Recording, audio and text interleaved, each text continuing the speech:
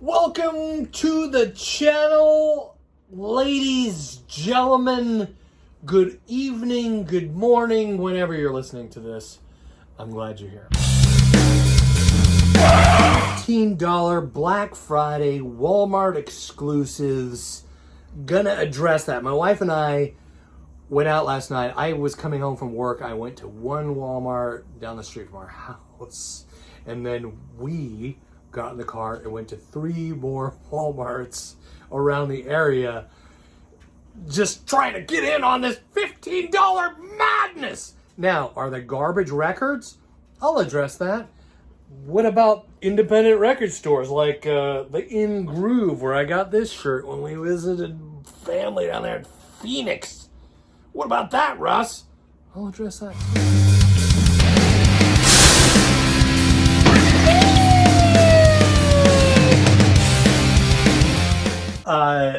My wife and I were just watching Melinda Murphy's sharing her Walmart finds. And so we got a lot of Walmart finds as well due to this $15 Black Friday kind of thing that's going on.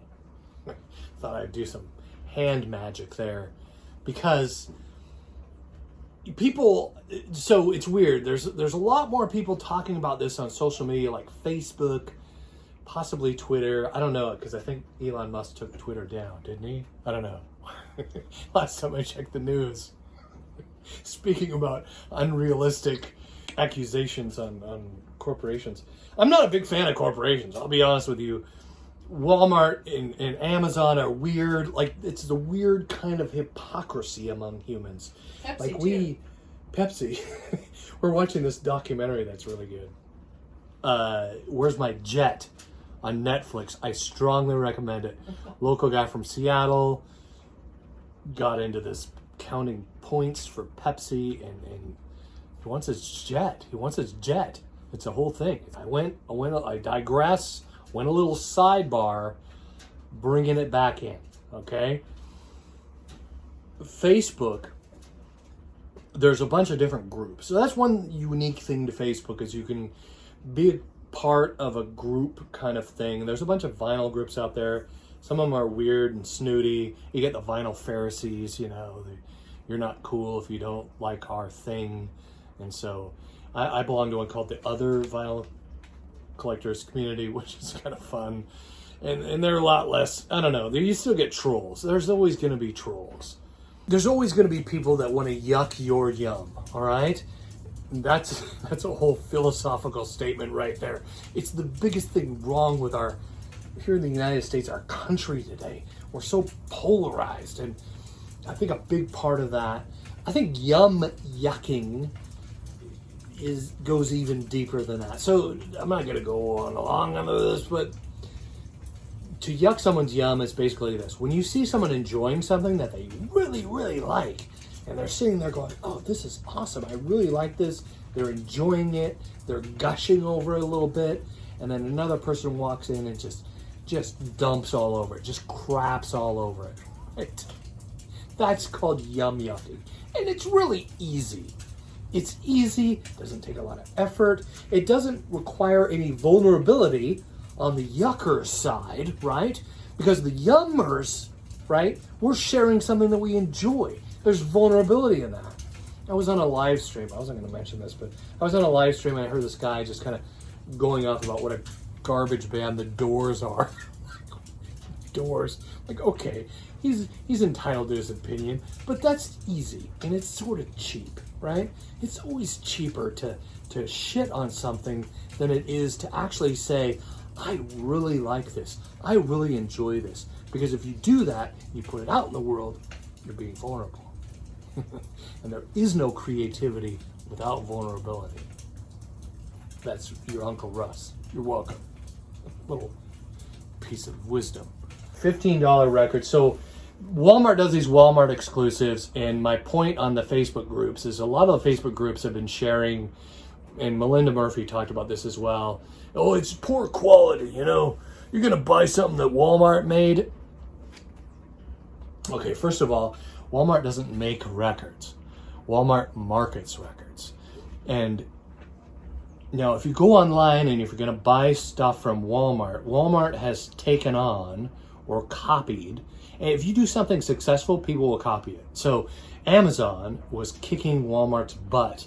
And so Walmart decided, well, if we're going to compete, we better get in there and do what Amazon's doing. So if you sell a product, you can become a Walmart store just like you can become an Amazon store. When you buy things from Amazon, odds are more than likely you're not buying stuff from Amazon, the company. Amazon is a go-between, a middleman. They connect you going on an Amazon site looking for something with a distributor who sells that thing. Walmart does the same thing. Warner Brothers Records. See, I've been critical of Walmart exclusives because I've got some bad stuff. I was always able to return it. I always either got my money back.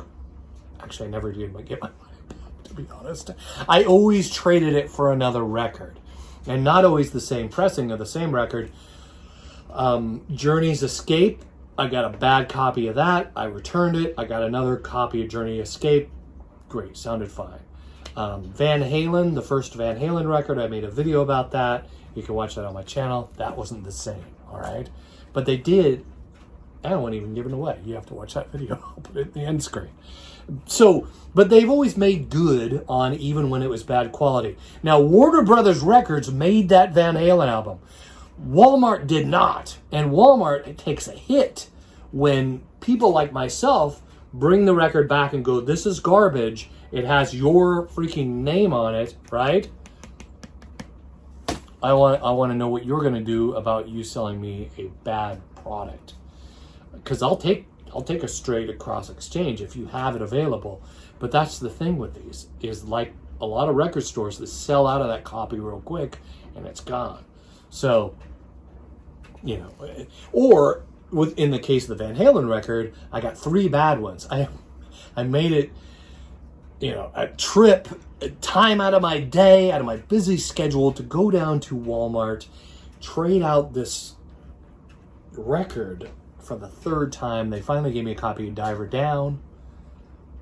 It's not Van Halen 1, but I liked it. It sounded good. I kept that record. I was happy. So that's how Walmart made good on that.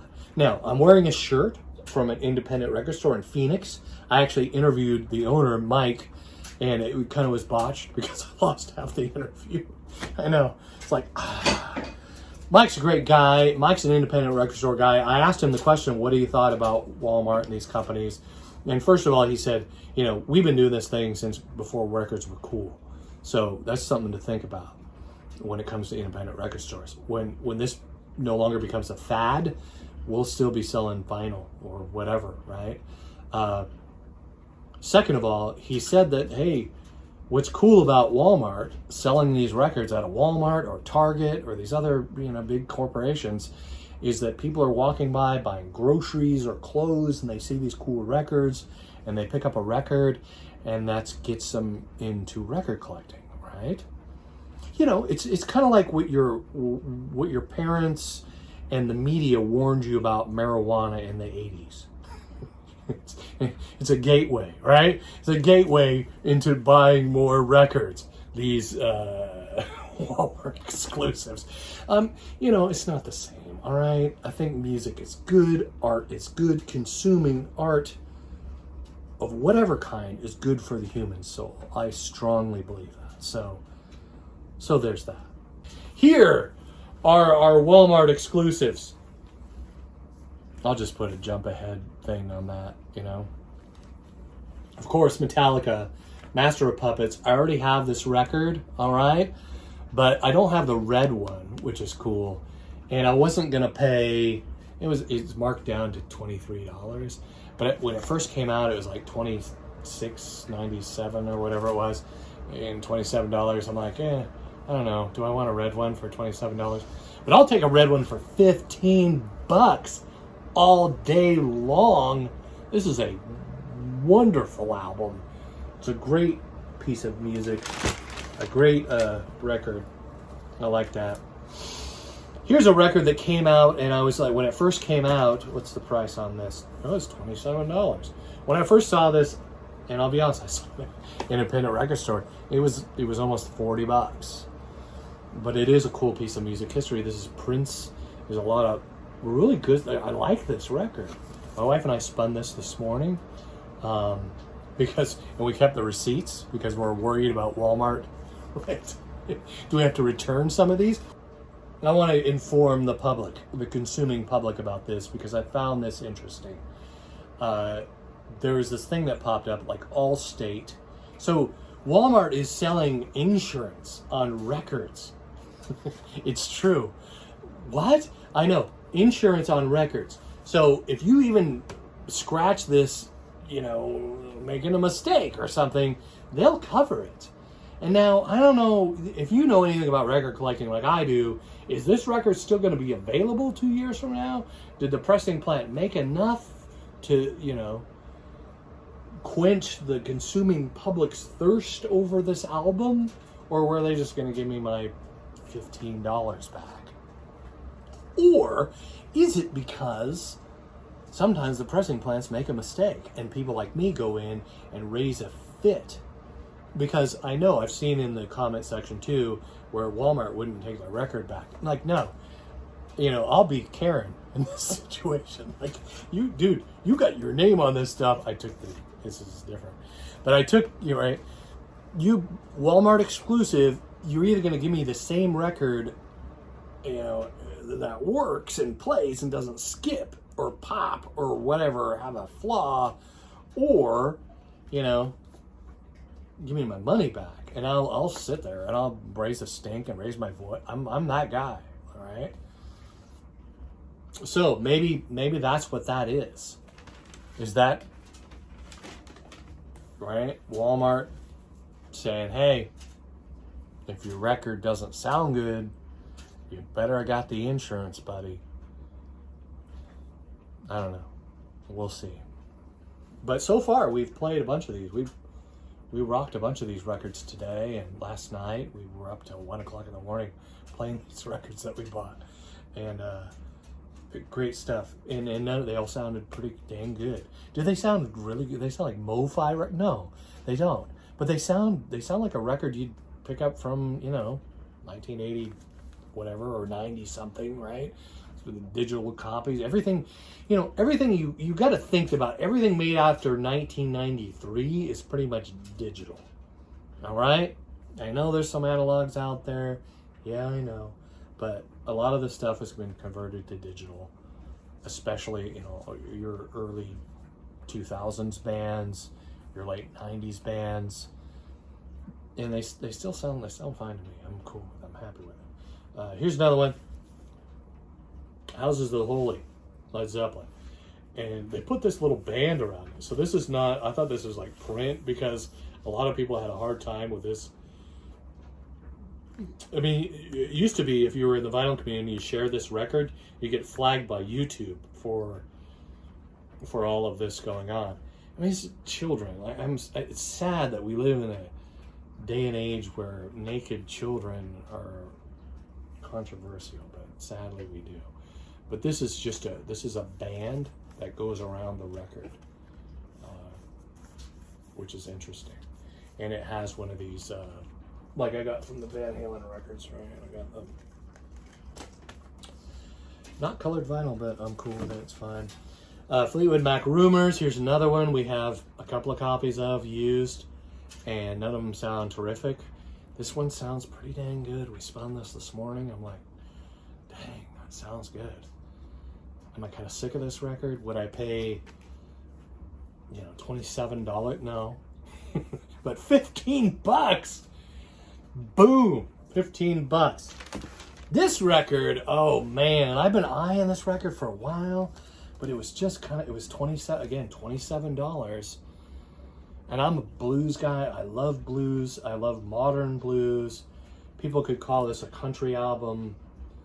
I think it's got very killer elements of blues rock on it. There's some songs in here that are just amazing. Blues rock songs. This man is an amazing guitarist.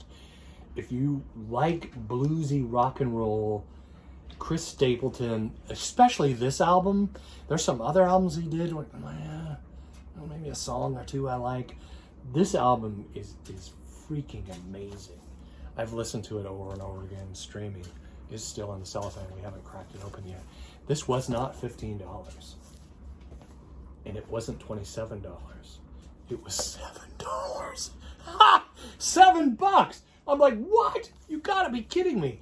And I don't know if this is what's going on, but I was watching Melinda Murphy, and she was sharing like she got the greatest hits of Guns N' Roses on the splatter vinyl, which I thought was really cool.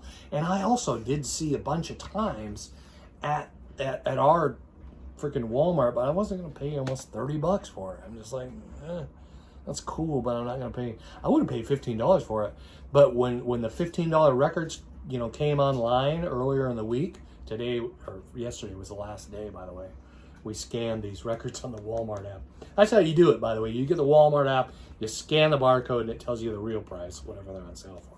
Came with a slip cover, right? Which is kind of cool.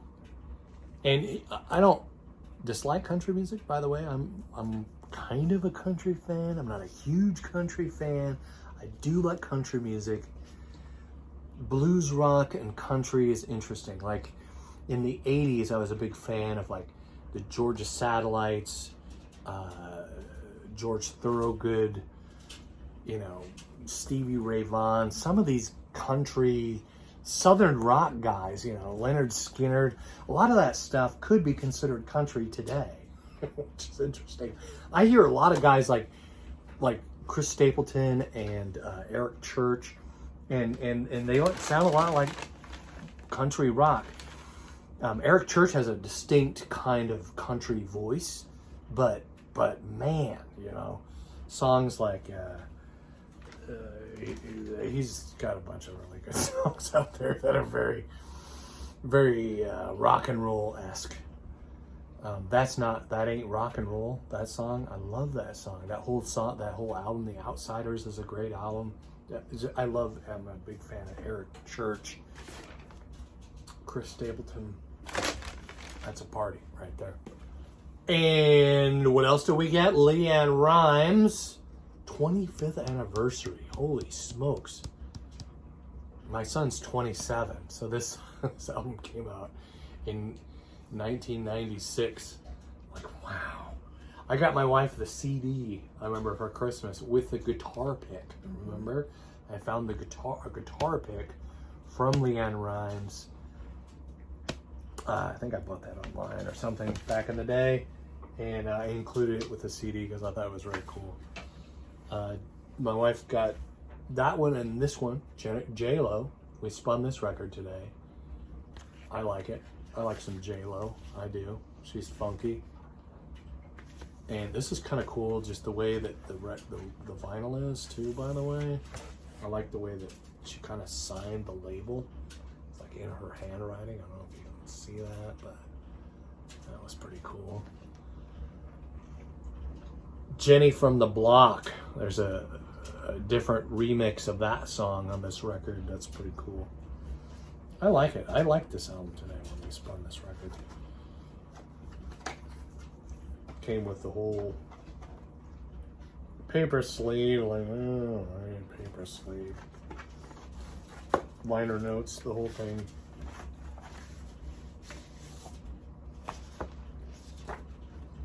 That's the sleeve.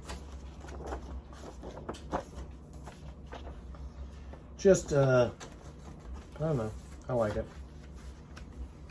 And here's the record that I got coming home from work, My Chemical Romance. This is a cool record. It's a greatest hits kind of thing, but I like it. It's not just on green vinyl, it's on jalapeno green vinyl, which is spicy. This is spicy, hot green vinyl right there. We got paper sleeves, liner notes with lyrics.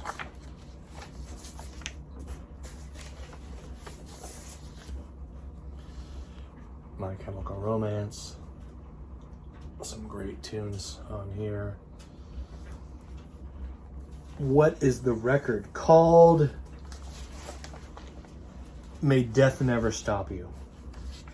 It's a very cool philosophical kind of message. Death and life. If you're going to live for something, you have to die to something else. It's one of my favorite quotes by Jesus, right? If you want to live, you got to die. It's true. When I was a very young man, I sat in a recovery group, and a very older man holding a stale cup of coffee, nicotine-stained fingers, leaned in and said, "Russ, your ego is not your amigo." I was probably 16 at that point. But I don't know, that stuck with me for a long time. Wasn't sure what it meant at the time. But I'm 50. Going on 55 now, and yeah, man. Your ego is not necessarily your amigo. There's a lot of truth to that. My Chemical Romance, Gerard Way. I was calling him Gerald Way for a while, but interesting story. That guy, the guy that wrote it, wrote a book, and he's also the brainchild of the Umbrella Academy. He wrote the graphic novel that the show's based on. I tried to watch the last season and I couldn't get into it, but earlier seasons are pretty good. Jimi Hendrix Smash Hits, $15 on purple vinyl. Again, this is put out by Experience Hendrix, right? The family put this out. It sounds great. We listened to the whole record today. I liked it. Purple vinyl. This was kind of cool, and this just came out. This is on Craft Recordings. So again, not made by Walmart. Like Walmart doesn't have a pressing plant somewhere and they're making Walmart records. They're paying people minimum wage who hate their job. No, this is it's a live recording, all right? It's on silver, kind of marbly vinyl. It sounds pretty good, you know, I'll say it. It doesn't sound fantastic, but again, it's more of the live recording thing. Like the vocals are a little bit, how they mix the vocals on a few songs are like, ugh. But, you know, this is a very cool piece of history. April 14th, 1970. I mean, these guys were at the top of their freaking game at that point. Set list is amazing. Born on the Bayou, Green River, Traveling Band, Fortunate Son, Midnight Special. Amazing. Sounds amazing. This record I own with a different label. This is on white vinyl, Electro Records. I'll be honest, when I first put it on, I don't know if it's because it came in like a paper sleeve or something. I put it on the turntable, and it had like a little soft sound to it. Didn't sound amazing. Didn't sound great. But for $15, I'll probably keep it, just because. And it may be because it's static. It's too much static. You know, I put it in a static sleeve here. This is designed to get rid of static, and hopefully that works, and we'll play it again and see how it sounds. But white vinyl, pretty cool. Can't argue with that. And I think that's it. That's what we got. That's all the records we got for $15 at Walmart. We were at the counter.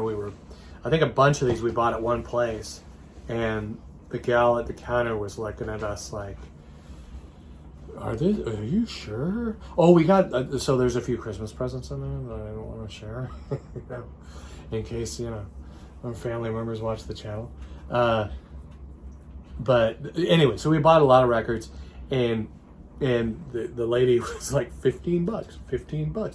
Are you sure? And she picked one up that had like it was a triple album. That's a gift for somebody else. And she's like, is this really?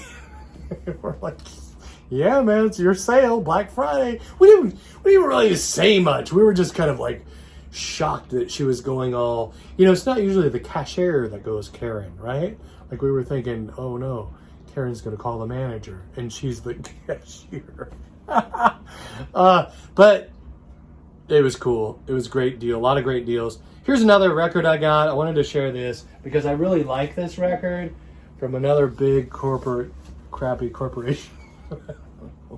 But, and it was weird. So here's the thing. I'll share that. That was the cap. So it was like this cardboard cap that they put all these records in.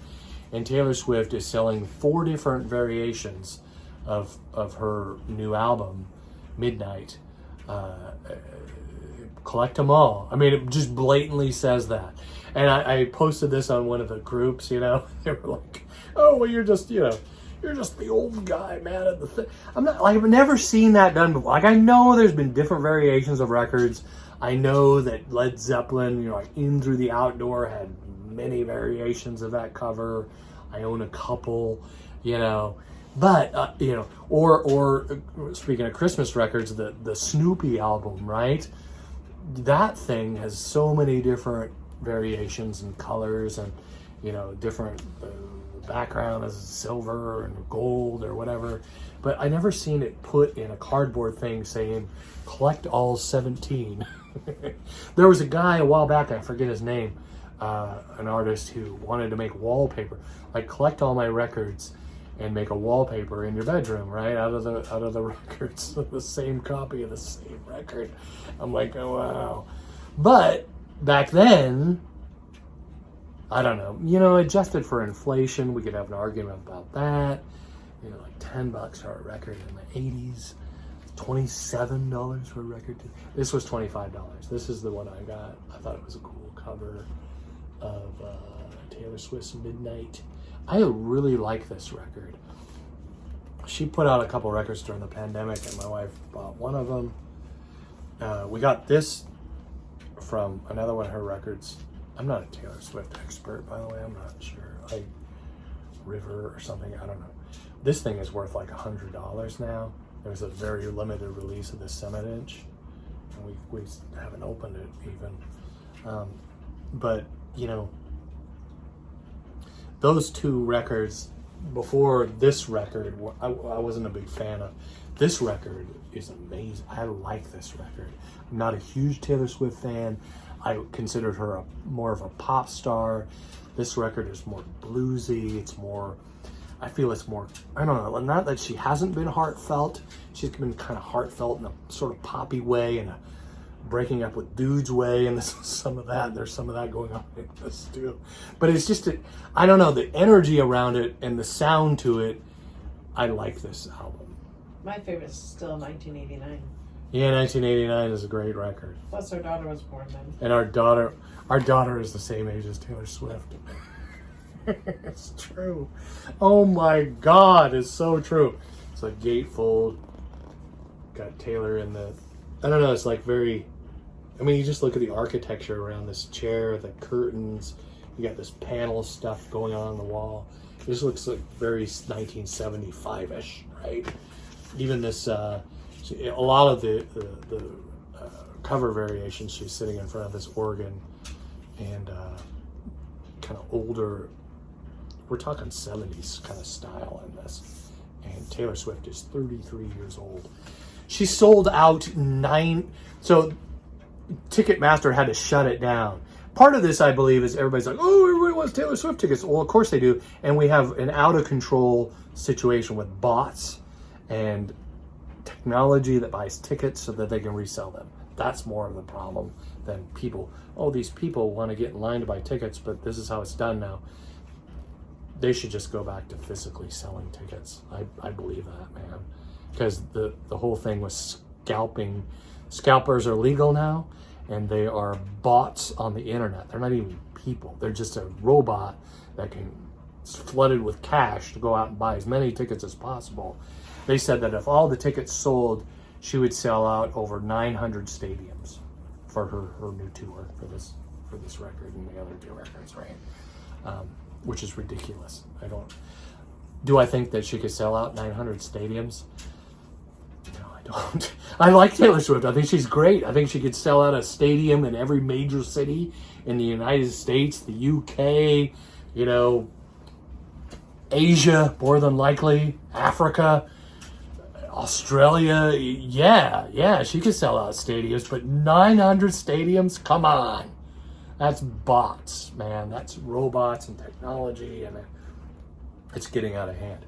As a consumer who goes to concerts myself, when we went to Alice Cooper, I bought those tickets the same day. Why? Because they weren't worth as much. If the venue doesn't sell out at $300 a ticket, guess what? They're going to start to put a realistic price on those tickets the day of the event. That's how you do it today, sadly, because of this technology.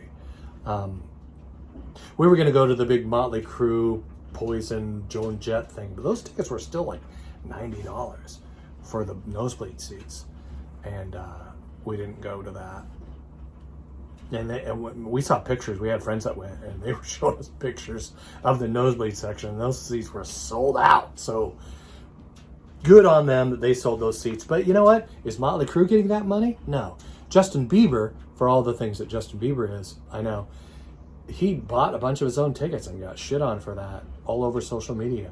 But I get it. Like, he bought his own tickets to his own show because he got sick of being screwed by companies like Ticketmaster and all these bot companies, StubHub, and don't get me started, because they're ruining the event for working class people, man. I'm a working class cat. I can't afford $300, $500, $1,000 to go see Taylor Swift.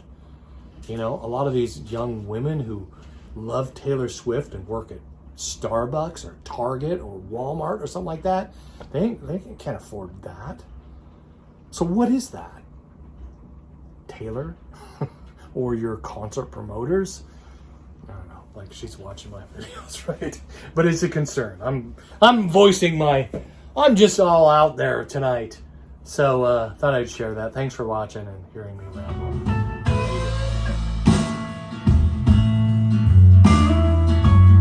Hello, vinyl community. It's me, Russ, and sharing some... Oh, weird. I got this. Now the glare is in this thing. Here, hold on. I gotta move my CD holder. That's not... Oh, that's better. Look at that. But then it's right behind my head. You can't get away from the glare. You just can't get away from the ring glare. I don't... What is it? What? Why does it bother me, the ring glare? Huh? What?